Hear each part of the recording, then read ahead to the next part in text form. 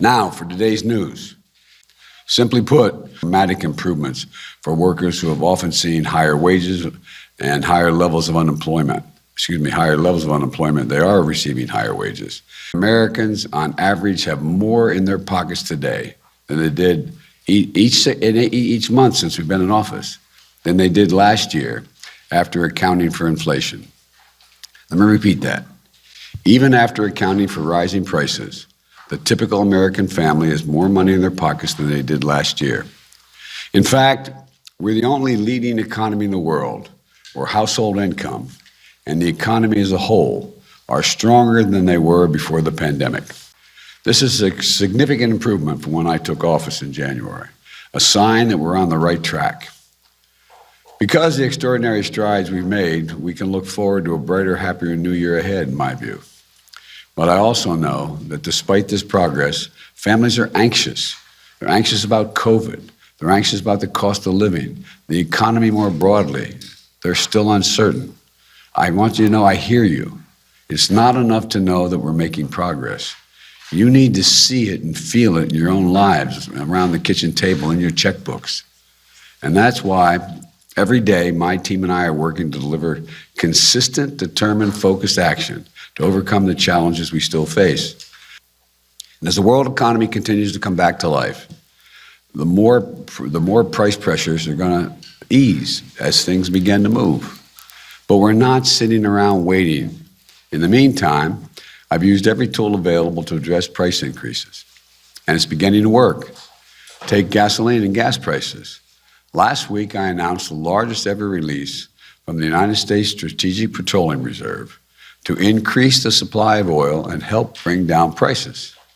And I brought together other countries, India, Japan, the Republic of Korea, the United Kingdom, who all agreed to join me in releasing additional oil from their reserves. And China may do more as well. They haven't done it yet. This worldwide effort we're leading won't solve the problem of high gas prices overnight. But over the last month, likely due in part to the anticipation of this action, we've seen oil and gas prices out of the wells, oil and gas prices on the wholesale market come down significantly. Since the end of October, the average weekly price of gasoline on the wholesale market, that's what you sell to the gas stations, has fallen around 10%. And that decline has picked up in recent days. That's a drop of about 25 cents per gallon. These savings are beginning to reach Americans and should pick up in the weeks ahead. And it can't happen fast enough. And I've asked the Federal Trade Commission to consider whether potentially illegal and anti-competitive behavior in the oil and gas industry is causing higher prices for consumers when they don't need to be that high because the wholesale prices come down so much. So we can assure that the American people are paying a fair price for gas.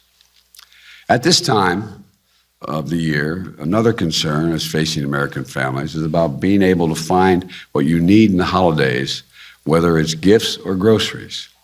As I laid out earlier in the week, because of my actions, the actions that my administration has taken, in partnership with with private business and labor, retailers and grocery stores, freight movers and railroads, the shelves of our stores are going to be well stocked.